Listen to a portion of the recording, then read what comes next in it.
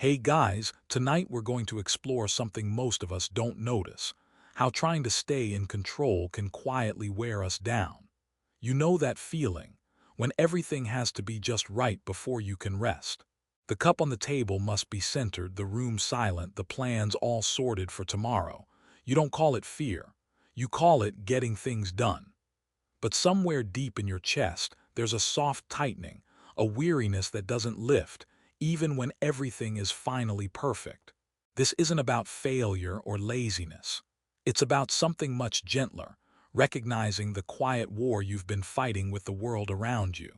You will not be able to control the world, but you can control how you move through it. So before you get comfortable, take a moment to like the video and subscribe, but only if you genuinely enjoy what I do here. And I'd love to know, where are you listening from tonight? What time is it in your part of the world? Now dim the lights, maybe turn on a fan for that soft background hum, and let's ease into tonight's journey together. You step back in your memory, into a hallway dimly lit. Not a real hallway, maybe, but the kind your mind builds when it's trying to sort through old puzzles. Each door along the corridor leads to a day when you tried to make everything go your way. One door is labeled Tuesday. You remember it clearly. You had planned every detail, wake early, do the thing, say the right words, and yet it unraveled. The printer jammed. The call dropped. Someone misunderstood you, and by the end of the day, even your smile felt brittle. Control promised calm, but it delivered tension. Stoic philosophy begins here, with the idea that some things are within your power and others are not. Epictetus framed this as the foundation of all wisdom. But it's not just about knowing the difference, it's about feeling it in your body. And right now, you notice where the tension lives. Maybe in your jaw, your stomach, that slow throb in your temples. The more you tried to force life to behave, the more tired you became. There's a paradox in this. Often the people who seem the most in control are simply the most anxious.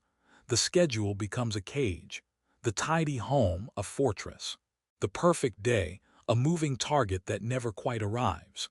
Marcus Aurelius, an emperor with 1,000 moving pieces under his rule, wrote quietly to himself, not to command better outcomes, but to remind his mind to stay soft. You have power over your mind, he wrote, not outside events. This wasn't just advice, it was his lifeline. Now think about the last time you got everything just the way you wanted. The food came out right. The train was on time. You said the perfect line. For a few moments it felt like you had won. But what happened next? That old restlessness returned. Because perfection was never the real goal. Control was, and control is never satisfied. It always wants one more lock on the door. One more rehearsal before the conversation. One more glance at the mirror. There's something slightly funny in that, isn't there? We go to so much effort to command the world, and then we resent the effort itself. We wish someone else would just take over, but if they tried, we'd probably yank the wheel back. What would happen, just for a moment, if you didn't try to fix every detail? Imagine walking into a room and not adjusting anything. The lighting stays a little too bright. A pillow is slightly out of place. The air smells faintly of yesterday's coffee, and instead of correcting any of it, you sit down. You breathe. You let the room be as it is. You might notice a flicker of discomfort at first, but beneath that, relief. This is not about giving up. It's about giving in, not in defeat, but in wisdom. There's a story told about a Japanese tea master whose assistant broke an expensive cup. Expecting anger, the assistant apologized profusely. The master just looked at the broken pieces and said, "It is already done." That wasn't coldness. It was clarity. No amount of upset would reverse the crack.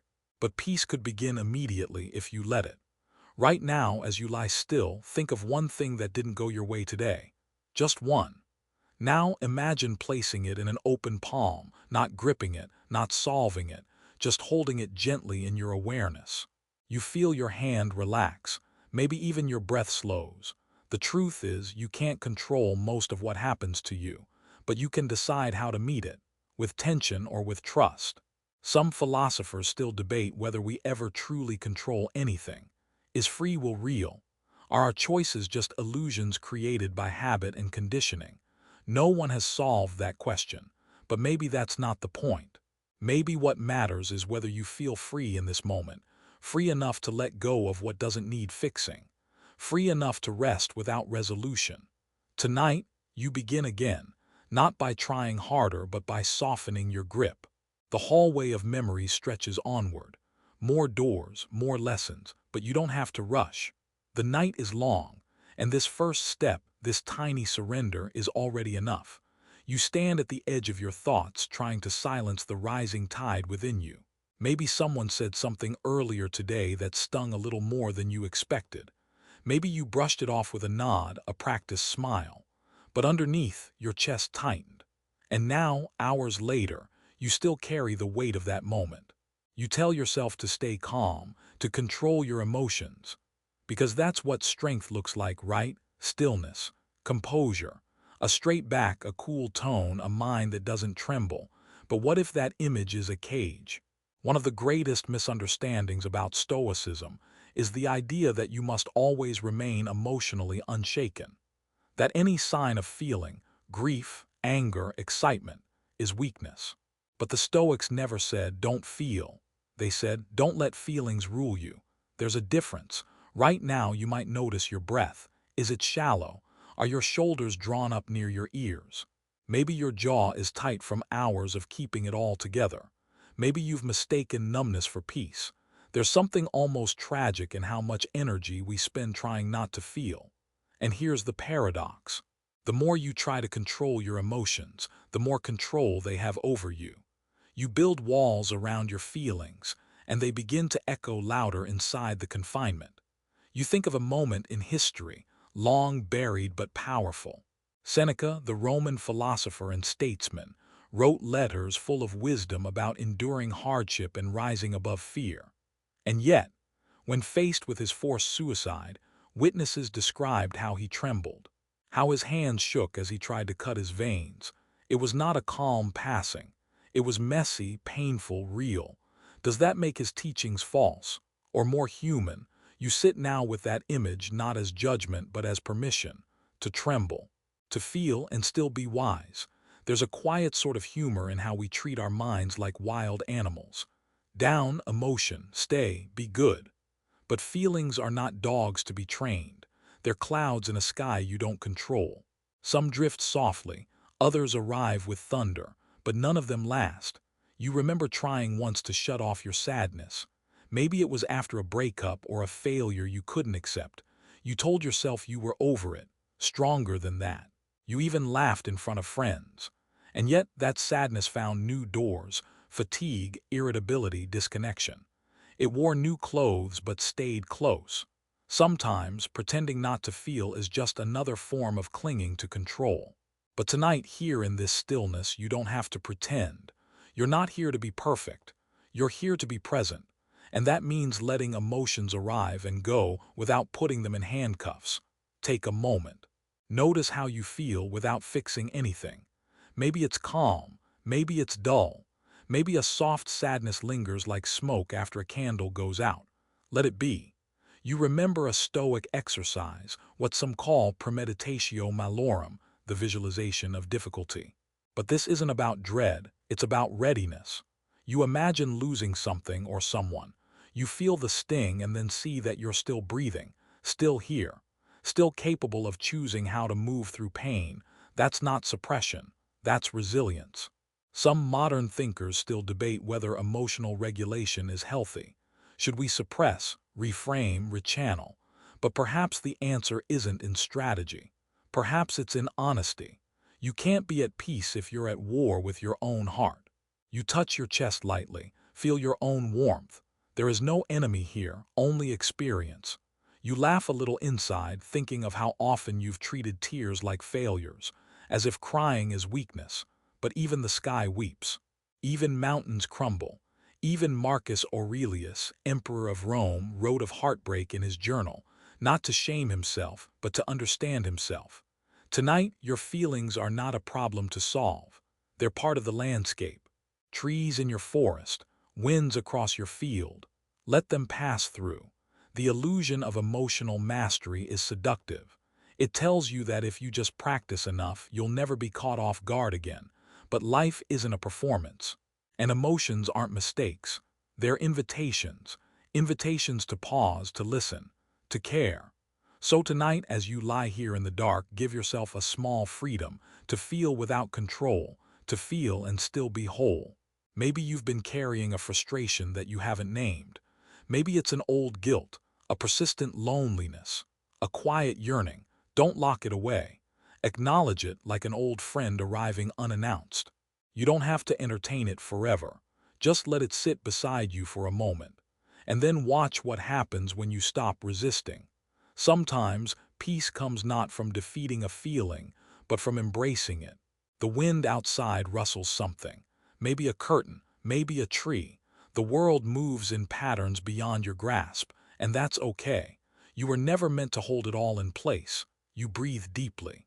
The weight lifts a little, not because the emotion is gone, but because you've stopped trying to outrun it.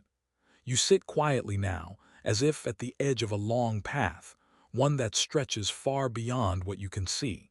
Ahead lie moments you hope for, outcomes you chase, scenarios you rehearse in your head again and again. You walk that path mentally every day. The conversation you want to go just right, the job you hope to land, the person you wish would change. You live slightly ahead of yourself, as if control over the future is only a few calculations away. But tonight, you're asked to stop walking forward, to stand still, and to question the subtle belief beneath all this planning, that if you just think hard enough, predict well enough, want deeply enough, you can make the future submit to your vision. It's so human, isn't it, to want things to go your way? But the Stoics would smile gently here, because they knew that chasing the outcome is often what blinds us to the meaning of the moment. You might recall a time when you wanted something badly, desperately even. Maybe it was a performance, a confession, a result. You did everything right. You controlled every variable you could, and still it slipped away, or came back to you altered, and you felt cheated by the universe. But what if that moment wasn't failure? What if it was freedom? What if your tight grip on the outcome was the very thing that kept you from seeing the gift in the process? Epictetus taught this through metaphor. We're like archers. We aim, we release the arrow, but once it leaves the bow, its path is no longer ours. Wind, movement, the targets shift, all beyond us. Our job was to aim with care. The rest, that belongs to fate. Right now, think of something you've been trying to steer toward a specific end. Maybe it's a conversation you keep rehearsing, trying to make it come out perfectly. Maybe it's someone's reaction you're hoping to shape. But the more you obsess over that final note, the less you can hear the music of what's now. There's a strange sort of humor in how we chase outcomes, like a dog chasing its own tail. We think, if I just get there, I'll be at peace. But when we do get there, the peace lasts only seconds before a new target appears. And so the loop continues. You might remember a lesson from history. Cicero, the Roman orator, was obsessed with glory. He spoke with unmatched eloquence, striving always to secure his name in history. But in the end, he was betrayed, hunted down, and executed. His letters survive, not just because of his skill, but because they capture the irony of a man who saw the traps of ambition only when it was too late. His life was a chase. His death a surrender. Tonight, you're invited to surrender earlier, not in defeat but in wisdom. What would it feel like to want less from the future? To aim your arrow with care and then let go? You might notice resistance rising even now. But if I stop caring about the outcome, your mind says, won't I become lazy? Won't everything fall apart? That's the voice of fear, not truth. Because there's a difference between caring and clinging. The Stoic path is not passivity. It's precision. It's knowing exactly where your control ends and where the river begins to carry things on its own. You might try this tonight. Bring to mind one goal, one hope, and ask yourself, what part of this is truly within my power? And what part is the river? There's a surprising lightness that comes with letting go of what isn't yours to hold. You feel it now, perhaps, as you unclench the hands of your attention. Your breath flows easier. The tight space in your chest loosens like a knot beginning to unwind. And here's a question few dare to ask. What if the outcome you're chasing isn't the one you need? You might not know yet, and that's okay. The mind, like the world, reveals its truths in layers. But peace doesn't require certainty. It only asks for presence. There's a story, perhaps apocryphal, of a traveler who came upon a monk sweeping leaves from a temple path. The traveler asked, "When will the path be clear?" The monk smiled, still sweeping. "When I stop expecting it to be." You smile now too, because you've felt that before. How letting go of the outcome often brings the very clarity you were chasing. So tonight you breathe into this moment. You do not need the future to bow to your will. You only need to meet it when it comes with a steady heart. And in the meantime you rest, not because everything is settled, but because you've stopped trying to settle everything. The path ahead may twist. The results may surprise. But for now, you've put down the map. And that, strangely, is the beginning of a kind of peace no result can offer. There's a moment, barely noticeable, when something unexpected happens and your whole body stiffens. A message arrives too early. Someone changes the plan without asking. A silence lasts longer than it should. You feel it instantly, like a hand gripping your spine. You don't call it fear. You call it staying on top of things. You open the app, refresh the page, send another message, double-check the locks. You make a subtle move to pull the world back into place. But underneath that reaction, if you're honest, is a small, steady fear. What happens if I don't control this? Stoics spoke often about the necessity of surrender, not as resignation but as alignment. Alignment with nature, with reality, with the way things unfold. Imperfect, unpredictable, uncontrollable. That's not a philosophy of passivity. It's a training in trust. But trust is hard when you've built your life on the illusion that control equals safety. You think back to childhood. Maybe there was a moment when something big changed and you had no say in it. A move, a loss, a sudden shift in the people who cared for you. And something deep inside you whispered, "Never let this happen again." So you began managing things, your image, your space, your schedule. You became good at it. And yet the fear never really left. It's strange, isn't it? The more you try to tighten your grip, the more the world resists. Like holding sand in your fist, clenched too tightly, and it slips through faster. There's a moment from the life of Marcus Aurelius that comes to mind. His reign was marked by plagues, wars, and the loss of several children. And yet he wrote to himself, not in anger but with calm, "Don't demand that events happen as you wish, but wish them to happen as they do." That's not indifference. That's courage, the kind that faces chaos without needing to conquer it. You sit quietly now, remembering a time when things went off script. Maybe a plan fell apart, a trip was canceled, a person surprised you in the worst way. And in that moment, all your careful preparations felt useless. But you're still here. You lived through it. You adapted even if it hurt. That alone is proof of something deeper than control, resilience. Control often wears the mask of strength, but resilience is quieter. It doesn't seek to dominate reality. It flows with it. There's a funny truth here, one the Stoics knew well. The less you fear losing control, the more freedom you find. Some modern philosophers ask, if we let go of control, don't we also let go of identity, of accountability? But that's a misunderstanding. Surrender isn't erasure. It's acceptance of the truth that most things lie beyond your reach, and that you, within your reach, are still enough. You might test this now. Think of one thing today you tried to manage tightly. Maybe you forced a smile. Maybe you kept refreshing for a reply. Maybe you cleaned your space over and over trying to quiet the noise in your head. Now ask yourself, what would have happened if you had just paused, not acted, not fixed, just breathed, waited? Maybe nothing dramatic, but maybe you would have felt less like a puppet being pulled by fear. You feel it now in your body, a subtle unwinding. The belly softens, the throat opens, the breath finds its rhythm again. The moment asks nothing of you now, it just wants you to be here. And that is enough. There's a story, a small one, about a man who stood watching a storm from his porch. The wind ripped through the trees, flung chairs across the yard. His neighbor called out, "Aren't you going to do something?" And the man replied, "I'm doing the most useful thing I can, staying calm." Tonight you stay calm, not because everything is in place, but because you no longer need it to be. The fear that once whispered, "You must fix this," now fades into the background. And what takes its place is quieter still, trust. Not in outcomes, not in others, but in your own capacity to meet life, whatever form it takes. That is the core of Stoic calm, not immunity from storms, but the strength to stand inside them without panic. As you rest here in the quiet, you realize something. Control was never your protector. It was just a habit. And habits can be unlearned. You breathe deeper now, not because the world has changed, but because your grip has loosened.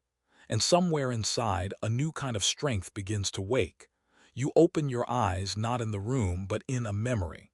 A time when something didn't go as expected and you whispered to yourself, "It wasn't supposed to be this way." The words echo even now. That phrase, "supposed to," has a weight to it. A quiet insistence that life follow the script you've written, even if you never wrote it down. You carry invisible expectations, stitched together from stories, comparisons, hopes, fears.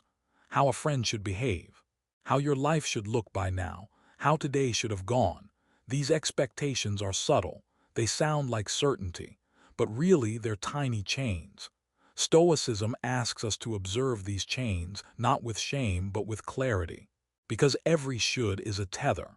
And the more you expect the world to follow your script, the more you suffer when it doesn't. You think now of Epictetus again, the slave who became a philosopher. He didn't expect comfort. He didn't demand fairness.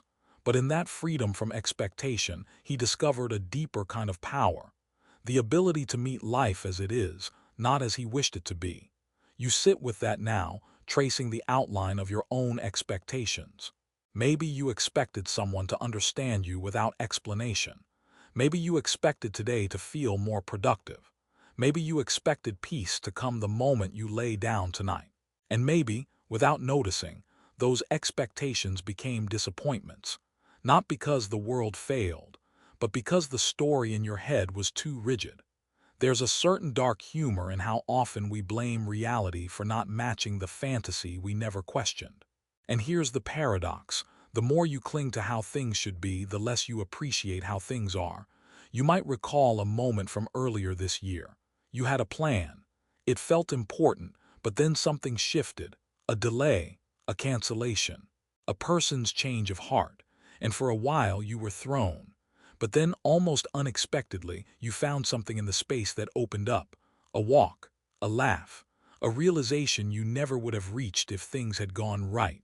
That's the hidden wisdom of letting go of expectations. It makes room for surprise, and not just happy surprise, growth surprise, soul surprise, the kind of insight that doesn't arrive on schedule.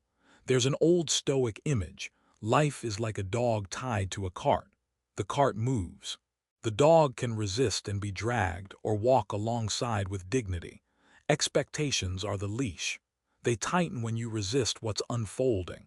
Tonight, you might try something different. Bring to mind a should you've been carrying, something small. "I should have done more today," or "they should have appreciated me." Now release it. Not because it wasn't valid, but because clinging to it is like arguing with the ocean. The waves will not obey your rules, but they might carry you somewhere unexpected if you stop struggling. Some philosophers argue that having expectations is part of being human, that we need them to plan, to hope, to move forward. And maybe that's true. But what Stoicism offers is not the erasure of expectation, but its softening, its gentle loosening, so that when the plan changes, you don't shatter, you adjust. You might think now of a quiet story from ancient times. A Roman farmer whose crops failed one year. His neighbors panicked. He simply nodded and said, "Perhaps this is good." That winter, a sickness spread through the city, but spared his quiet, unvisited farm. "Perhaps this is why," he said. Not in smugness, in stillness. He didn't expect the crops to succeed. He didn't expect the sickness to stay away. He simply moved with what was, not against it. Tonight, you let go of a little more. Not of your dreams, but of your demands. And in their place, you find something softer, something patient. A kind of peace that doesn't depend on the world performing correctly. You breathe again, slower now, as if your ribs have more room, as if your mind doesn't need to spin quite so fast. You'll still make plans tomorrow, that's fine. But tonight, you make peace with how things are. The room is still, the lights low, the world as imperfect as ever. And you, quietly free from your shoulds, are just where you need to be. The mirror doesn't lie, but it doesn't tell the full truth either. You stand before it some mornings adjusting yourself. The way your shirt falls, the curve of your belly, the shadows under your eyes. You think, if I just eat better, sleep more, get back to the gym, stop aging, fix this, then I'll feel right. It's easy to call it self-improvement. It sounds noble, disciplined. But somewhere along the way, your body became a project, a problem, a thing to be managed and controlled instead of inhabited and respected. And here's the strange thing. The more control you try to exert over your body, the more you begin to feel like a stranger inside it. The Stoics weren't obsessed with bodies. They saw them as temporary, impermanent, and ultimately not ours to keep. But that didn't mean they disrespected them. On the contrary, they treated the body with care, but not vanity, with discipline, but not tyranny. You might think now of Musonius Rufus, a lesser-known Stoic who taught that physical health was important, not for beauty or power, but for virtue. He believed we should eat simply, live modestly, walk often, and not be ruled by appetite. Not because the body was evil, but because it was sacred in its limitations. That word, limitation, sits heavy and honest. We all feel it eventually, in the joints that don't recover like they used to, in the lines forming quietly at the corners of our eyes, in the body that resists the version we once imagined for ourselves. There's a quiet absurdity in trying to control something so temporary, to tame flesh like a wild horse, hoping it will never tire, never change, never betray us.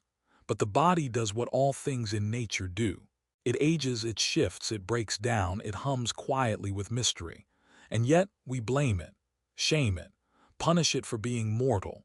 You remember a time, perhaps, when your reflection felt like a threat, when your body didn't match the image you carried in your mind, and you pushed it, starved it, hid it, judged it, all in the name of discipline. But Stoic discipline is never born of shame. It's born of harmony, of understanding what serves the soul, not what pleases the world. The modern world sells control in the form of self-optimization. Track your sleep, count your steps, measure your macros, sculpt your waist, extend your life. But life isn't a spreadsheet, and health isn't salvation. Some philosophers today argue that our obsession with bodily control is a form of spiritual anxiety. We try to master the flesh because we're terrified of the soul's silence, of stillness, of death, of the unknown.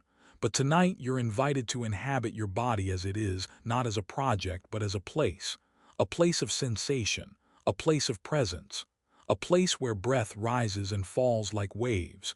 You lie still now. And maybe for the first time today, you feel the weight of your limbs, the rise of your chest, the beat in your wrist, and you don't judge any of it. You just notice. You touch your stomach, not with critique, but curiosity. You move your fingers across your collarbone, not looking for flaw or form, but simply meeting yourself. And in this quiet meeting, something begins to shift. You are not here to conquer your body. You are here to live inside it, as gently and gratefully as you can. You remember again the Stoic principle: care about what is within your control. And here's the twist: your body is both within and beyond that. You can move it, feed it, rest it, but you cannot stop its aging. You cannot outthink its fragility. And maybe that's the point. To love what you cannot control is the highest form of peace. So tonight, instead of planning how to fix your form, you simply thank it. This body that carried you through hard days. This heart that kept beating, even when you wished it wouldn't. This skin that still holds you. And you laugh just a little because you know tomorrow you might forget again. You might critique. You might tighten your shirt and wish something were different. That's okay. Because tonight, you remember, you are not here to master your body. You are here to be kind to it, to honor its silence, to listen to its ache, to let it rest. As you drift deeper into the quiet, you feel your body soften beneath you. The bed holds you. The air touches your skin like a gentle tide. And for now, nothing needs to be fixed. You are not a project. You are a person, a body, a being. And in this moment, you are already whole. You think your thoughts belong to you. And yet some mornings you wake with a mood you didn't choose. Some nights your mind runs like a river you didn't start. A memory interrupts your calm. A worry wedges itself into your breath. You say, I need to control my thinking. You try to steer it, quiet it, wrestle it into order. But thoughts are not soldiers. They don't march in neat rows. They're more like weather, sometimes clear, sometimes fogged, sometimes storming for no reason you can find. The Stoics knew this. They practiced not the domination of thought but the discernment of it. You are not your thoughts, Marcus Aurelius wrote. You are the observer of them. And that's a strange kind of relief, isn't it? That you can have a thought and not become it. You lie here tonight noticing the way your thoughts flicker, like fireflies across the field of your mind. They light up and disappear. Some bring peace, others pinch, some make no sense at all.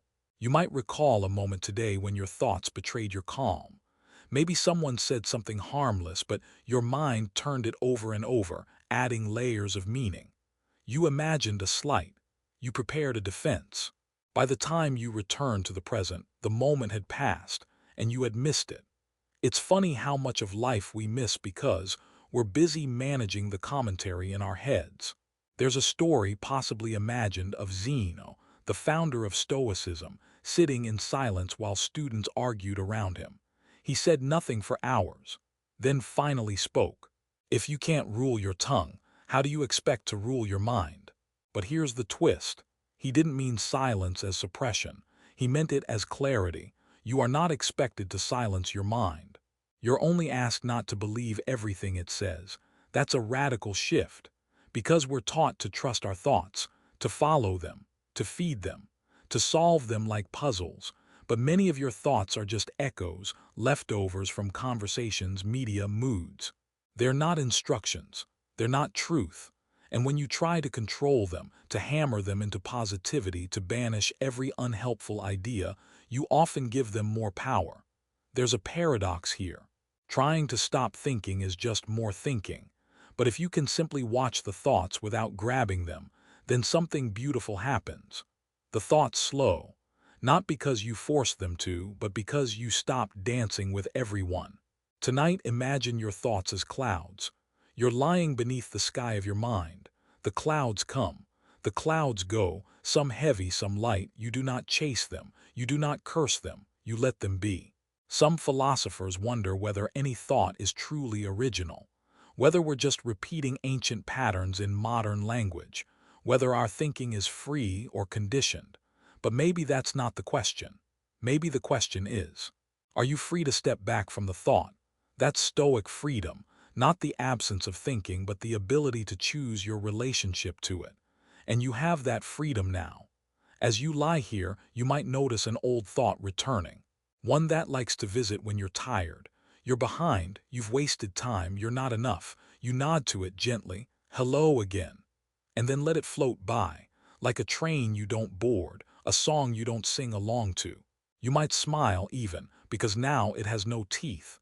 You turn your attention instead to your breath, the one thing your mind can't argue with. Inhale, exhale, no analysis needed. You are not the noise, you are the space beneath it.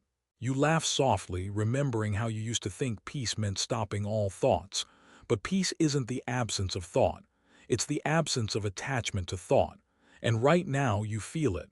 The lightness, the distance, the sky behind the clouds. So tonight you don't try to master your mind. You sit beside it. You listen without clinging. You breathe without comment. You let the thoughts drift. You let yourself be still. And slowly your mind, like a wild animal unthreatened, begins to rest beside you. Not because you commanded it, but because you stopped needing to. There's a silence we don't talk about. A hush that lingers at the edge of every plan, every conversation, every heartbeat. It is the silence of death. You might not have thought of it today, or perhaps you did in passing. A news headline, a friend's story, a flicker of fear at a strange pain, and then you brushed it aside. Because to truly feel death is to touch something vast and unsettling. But the Stoics didn't flinch at this silence. They faced it calmly with open eyes. Memento mori, remember that you will die, not to frighten you, not to make life morbid, but to free you from the illusion that you are owed another day. You lie here tonight alive, breathing, held by gravity, warmed by breath, supported by a body that, despite its flaws, has not abandoned you. And yet you don't know how many more nights you will get. That's not tragedy, that's reality. And in that reality there's strange, shimmering clarity. Think of Marcus Aurelius again, an emperor who wrote to himself in the quiet of night, "You could leave life right now. Let that determine what you do and say and think." This was not grim. It was grounding. It was the reminder that no moment is small, no goodbye is guaranteed, no complaint is worth clinging to. You think back now to a moment when you felt truly present. Maybe it was watching the light shift across a wall, or holding someone's hand without needing to speak, or laughing until you cried. Those moments, fleeting, luminous, felt timeless. And yet they came because you forgot to chase the future. Because for a moment you forgot that you were trying to live forever. There's a quiet comedy in how we live as if permanence is promised. We act as though control will grant us immortality. We delay joy. We stockpile plans. We think later, always later. But the Stoics whisper, no, now is what you have. And now is what you are losing, not in despair, in rhythm, like waves returning to sea, like leaves falling without regret. There's a story, simple, unverified, of a Stoic who was asked how he stayed calm knowing he would die. He held up a ripe fig and said, "Because I know this must be eaten now, or it will rot." You may not feel ready to face death. Most don't, but you can begin to uncoil the grip that says, it can't happen yet. Because it can, and that's not a curse, it's a compass. Right now, let that truth soften you. You don't have to finish everything. You don't have to be perfect. You only have to be present. Imagine you were told gently that tonight might be your last. Would your heart race? Perhaps. But also, would you reach for your phone less? Would you listen more intently to the sounds around you? Would you forgive faster? That's not about fear. That's about value. Death, as the Stoics taught, is not the opposite of life. It is the condition that gives life shape. You might hear a clock ticking now, or the hum of a fan, or the sound of your own breath. All gentle reminders. You are passing through this moment only once. And what if that's enough?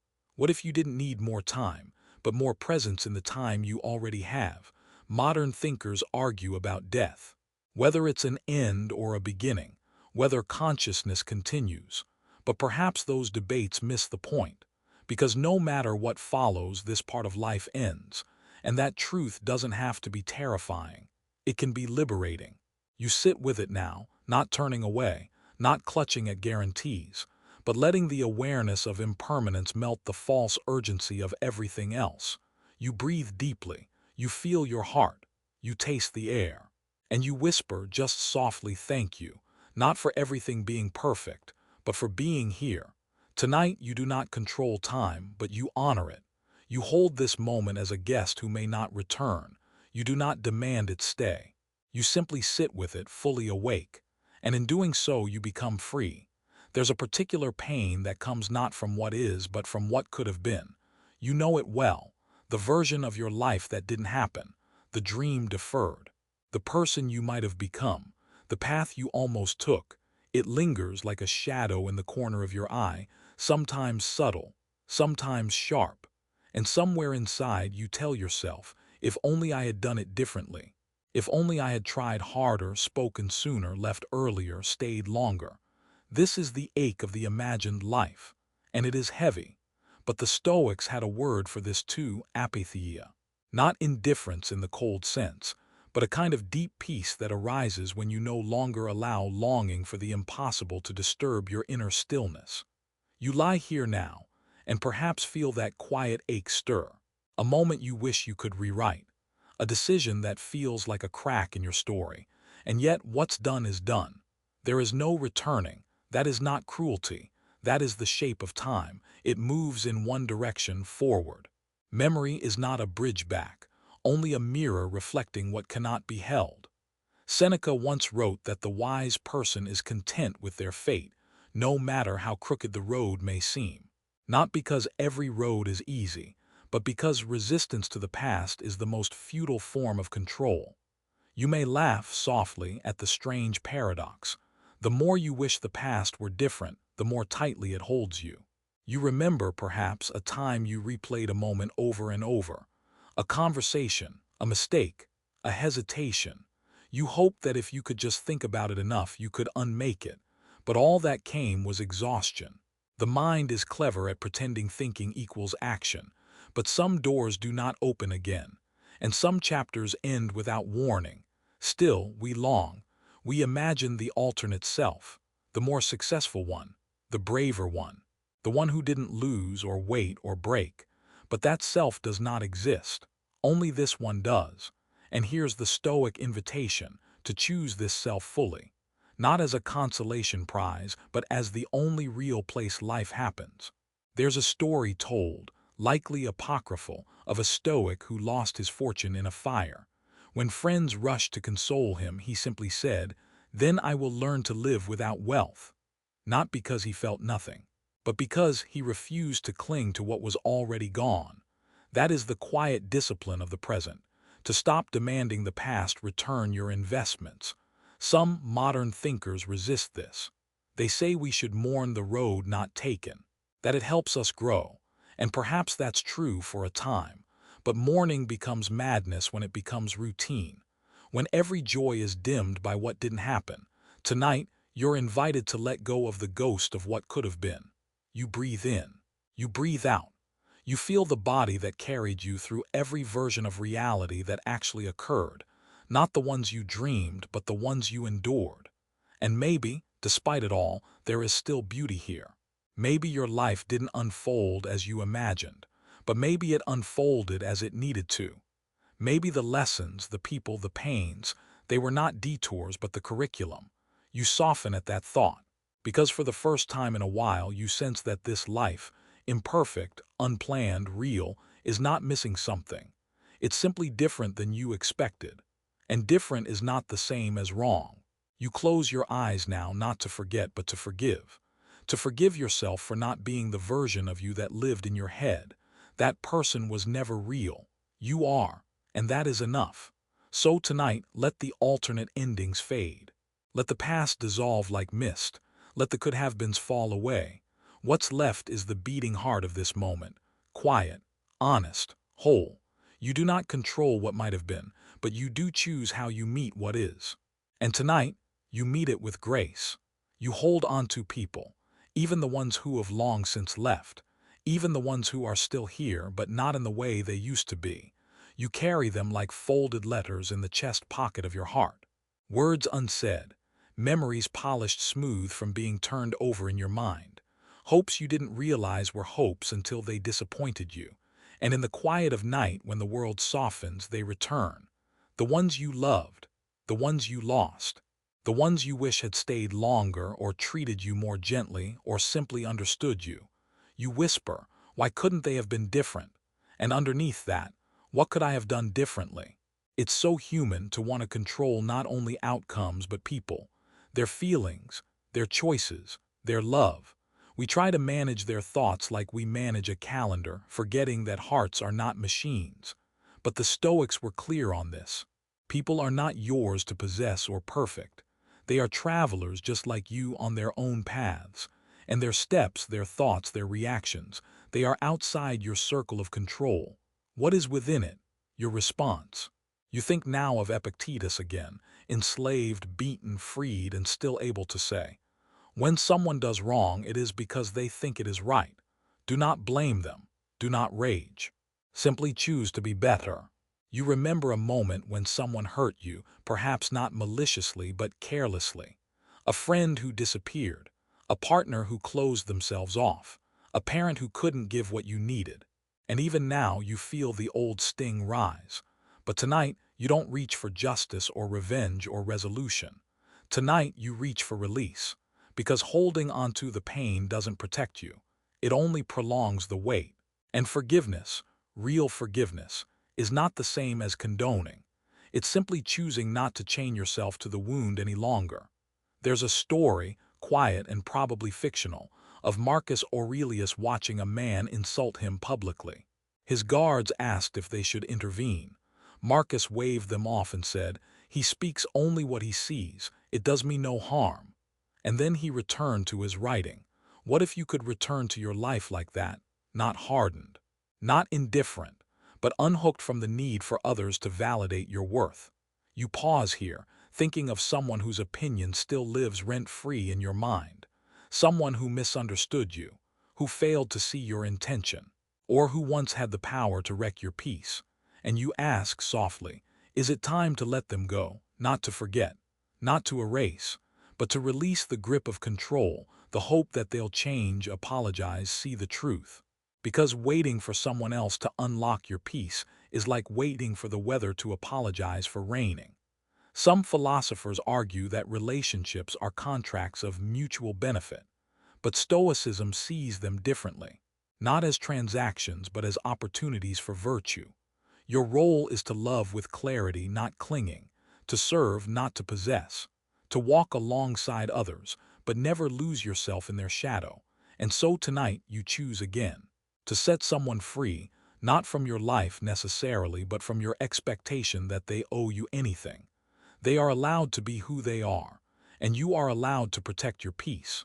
You feel it now, this subtle freedom, like cutting a thread that's been tugging at your chest for years, like letting a bird fly off your shoulder that was never yours to cage.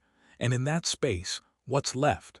You, not the version twisted around someone else's approval, just you, soft, real, capable of love without needing to control the outcome.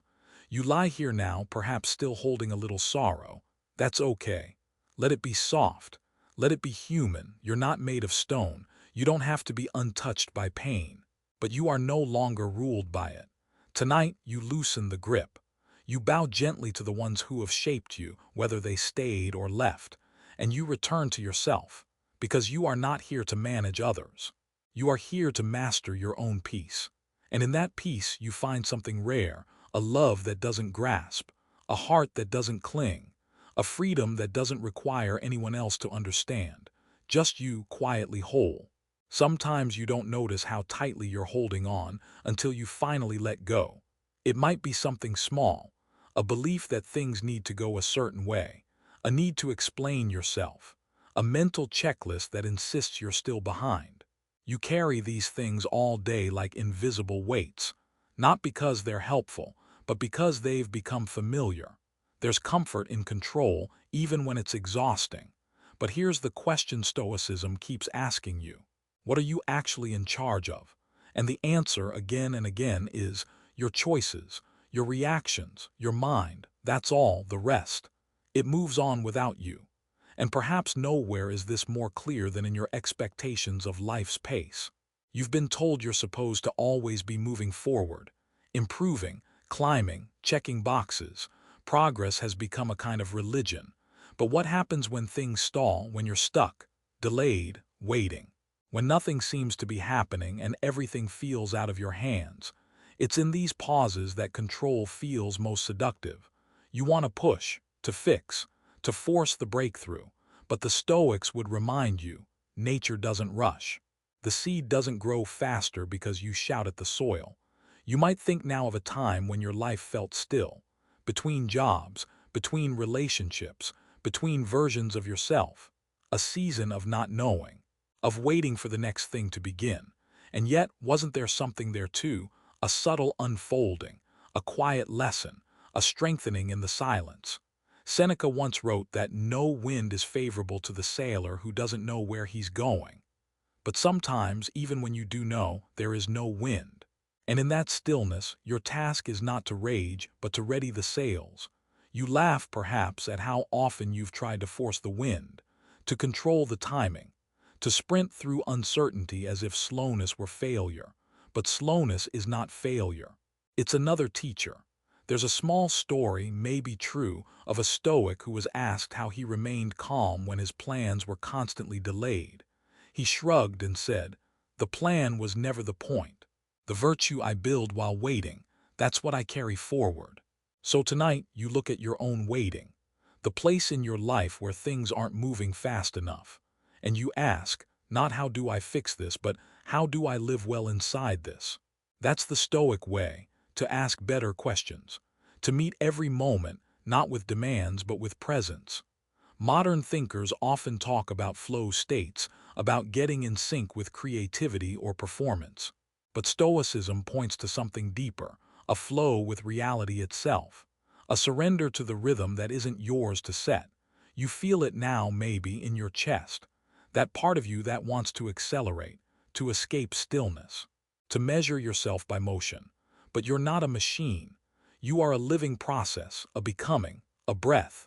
And tonight, in this still moment, you rest, not because you've arrived, but because you've stopped resisting where you are. You let go of the schedule you built in your head. You release the need for immediate clarity. You trust that something inside you is unfolding, even if it's quiet. And that trust, that's not control, that's courage. You lie here still. The room is quiet. The world outside moves on. And you, no longer trying to rush toward peace, simply find yourself in it. Not because everything is figured out, but because, at last, you've stopped trying to force the moment to be something other than it is. This is enough. You are enough. Even in the pause, even in the stillness, especially here. Control likes to wear the mask of certainty. You feel it when you double-check a message before sending, when you rehearse a conversation in your mind, when you try to predict the outcome of something that hasn't even begun. You call it being prepared. But sometimes it's just fear disguised as foresight. The Stoics knew this tendency. They spoke not only of accepting what happens, but of embracing uncertainty as part of the human condition. Because the truth is, nothing is guaranteed. Not the plans you made this week. Not the person you think will always be there. Not even the body that carries you now. That doesn't mean you live in dread. It means you stop pretending the future owes you predictability. You might think of a moment recently when something went sideways. A plan fell through. A person didn't respond the way you expected. Life swerved. And suddenly, your carefully constructed narrative dissolved. There's a strange relief in those moments, after the initial resistance fades. Because once the illusion of certainty is broken, all that's left is presence. And in presence, there's peace. There's an image the Stoics return to often. Life is like standing on a ship that's sailing through rough waters. You don't get to calm the sea. You only get to decide how you stand. You feel it now, maybe, a part of you that wants to be sure. That wants a guarantee that things will work out, that people will stay, that you'll be okay. But there is no such contract. And here's the paradox. When you stop needing certainty, you start living with more clarity. There's a story of Cleans, a Stoic who once lost everything in a flood. He looked at the remains of his shop, then calmly began sweeping the floor. When someone asked how he stayed calm, he said, "I lost what I never truly possessed." That's not apathy. That's freedom. To own things lightly, to love people deeply without needing to chain them to your comfort, to face each day not with control but with composure. Some modern thinkers talk about radical acceptance. Stoicism shares that spirit but roots it in agency. You're not helpless. You're not passive. You act, you speak, you choose. But you do so without illusion, because even your best choices live in a world that doesn't take orders from you. So tonight, you practice holding life gently. You think of a worry you've carried this week, something you tried to control, maybe through planning or overthinking or sheer will. And now, in the stillness, you ask, what if I didn't need this to be certain? What if I could let this be unknown and still rest? You feel your breath settle. Your shoulders release. The grip in your mind begins to unclench. It's okay to not know. You're not supposed to. And the irony, the moment you release the demand for certainty, you often see things more clearly. Because fear distorts vision, but acceptance sharpens it. Tonight, let life be what it is, not a puzzle to solve, but a path to walk with open eyes. You laugh softly at the truth. Most of your anxiety came not from the present, but from trying to control a future that never promised obedience. So you lie here, finally allowing yourself to not know. You don't know what tomorrow holds.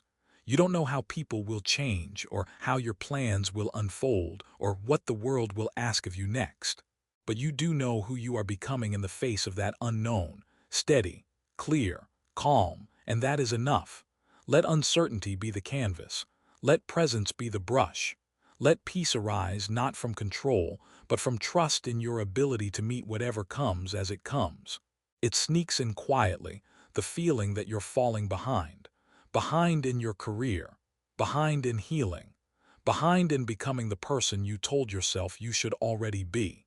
You see others moving, posting updates, smiling in milestones, and something stirs. A quiet panic. Why am I not there yet? But pause, breathe, and remember, the Stoics never measured progress by public success. They measured it by private steadiness. Not by how fast you go, but by how deeply you live. You lie here now, and maybe a part of you still holds that inner checklist. A timeline someone handed you long ago, maybe without words. Do this by 25, achieve that by 30, feel complete by 40. But who wrote that script? And who says it's true? You might recall a time you met someone who appeared to have it all together, a polished life, a clear trajectory. And yet when you really listened, you heard the same questions, the same doubts, the same quiet ache. The truth is, everyone is improvising. Some are just better at acting like they're not. Seneca once wrote that it is not the man who arrives early who is wise, but the one who arrives prepared. That's a different kind of goal, one not rooted in speed, but in depth, in character, in composure. You remember perhaps a younger version of yourself, rushing towards something, a promotion, a relationship, a version of happiness. You thought that if you just got there, then the pressure would stop. But the pressure didn't stop. Because it wasn't about the destination. It was about the expectations riding on your back. And those expectations, they were never really yours. You inherited them from family, from culture, from the quiet comparisons you didn't even know you were making. But tonight, you don't need to carry them any further. You think of Marcus Aurelius, who ruled an empire and yet reminded himself daily that no one else's applause mattered. He wrote, "It is not death that a man should fear, but never beginning to live." So what does living look like for you right now? Not in theory, not in the future, but in the softness of this moment. You might be between things, between identities, between versions of yourself. And that's not failure, that's transition. Nature never rushes the seasons. The tree doesn't measure its worth by how fast it grows. The flower doesn't panic if it hasn't bloomed by spring. You are not late, you are arriving. Some philosophers argue that progress is a myth, that we loop in cycles, repeating patterns.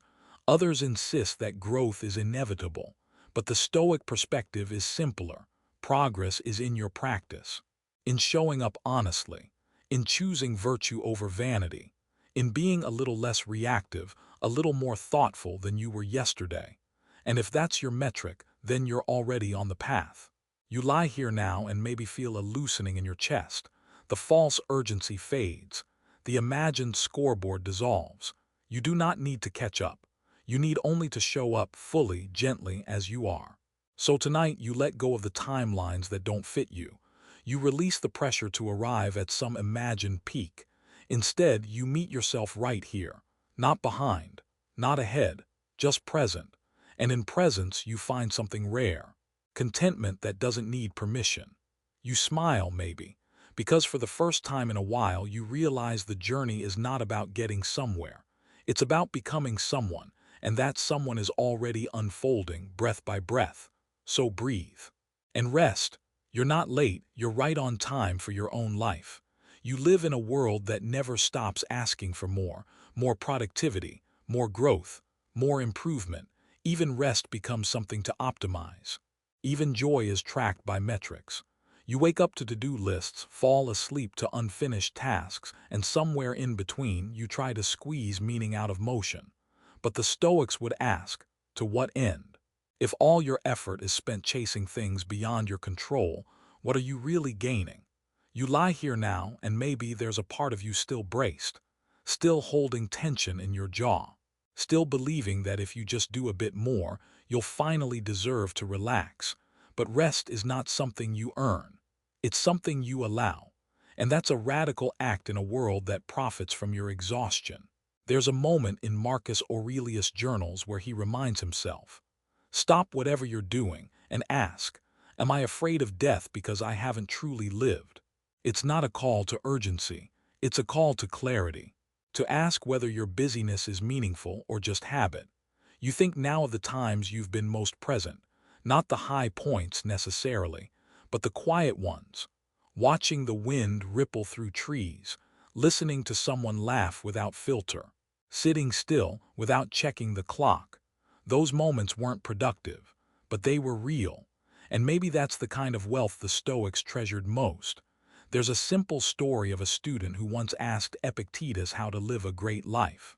Epictetus replied, "First know what you control, then release everything else." The student waited for more. There was no more, because that's the work, again and again, to uncoil your grip on what doesn't belong to you, to say no to the lie that your worth is tied to your output, to remember that presence is the rarest and most overlooked form of power. Modern life makes this hard. Notifications, deadlines, performance reviews. We are always being watched, measured, compared. It's easy to believe you must constantly prove something. But to whom? And at what cost? You laugh gently now because you've played this game before. You've won in ways that felt hollow. You've chased things only to realize they weren't what you actually wanted. You've kept going when what you really needed was to stop. So tonight, you do what few dare to do. You stop. You stop optimizing. You stop earning your right to be. You just are. And in this quiet, unproductive space, something sacred returns. The sense that you are already enough. That doing less is not laziness, it is wisdom. That rest is not indulgence, it is preparation. That silence is not emptiness, it is the room where truth can breathe. You think of a single breath now. Inhale, exhale, nothing changed. And yet you feel more alive. Some philosophers still argue, can one live meaningfully in a world that demands constant action? The Stoics would say yes, if your actions come from alignment, not compulsion. And alignment begins here, not with grand gestures, but with stillness. So tonight, you choose stillness, not because you're done with life, but because you're done pretending life must always be busy to be valid. You close your eyes. You let the hum of the room wrap around you. You release your schedule, your striving, your story of not enough. And in that letting go, you discover a truth older than language. You were never meant to be a machine. You were meant to be a soul in motion and a soul at rest. And right now, you rest. There's a quiet kind of freedom that arrives when you stop needing things to be different. Not because you've given up, but because you've grown up. You've stopped negotiating with reality. You've stopped pleading for a softer path. You've stopped measuring peace by how little life disrupts you. Instead, you've begun to meet life as it is, not as a problem to fix, but as a teacher to learn from. Tonight, you feel it in your body. A weariness not from weakness, but from effort. From trying so long to hold everything in place. From the silent expectation that if you could just hold on tighter, you'd be safe. But now, you see, it was never the grip that kept you grounded. It was your ability to release. And so, you begin to soften. You begin to allow. There's an image the Stoics return to again and again of the archer who releases the arrow. Up to the moment of release, they control everything, the aim, the breath, the tension. But once the arrow leaves the bow, fate takes over. Wind, movement, chance. The Stoic archer does not measure success by where the arrow lands, but by how well they let it go. You are that archer now. You've aimed with care. You've lived with intention. And now in this breath you practice the final act, letting go, of outcomes, of old identities, of the illusion that you are in charge of everything that follows. You lie here quiet now and you think back through the journey you've taken tonight. The grip of control, the fear of emotion, the shadow of death, the ache of unrealized versions, the stillness that once felt like failure, the freedom that came from facing uncertainty without armor. You've moved through all of it not by conquering but by allowing, by sitting beside yourself, by unlearning urgency, by remembering that you are not the storm but the ground it passes over. And now you rest in that knowing. Some philosophers say freedom is doing whatever you want. Others say it's doing what is right, regardless of consequence. But the Stoics, they say it's inner harmony, to live so that your actions align with your nature, to speak truth, to act with courage,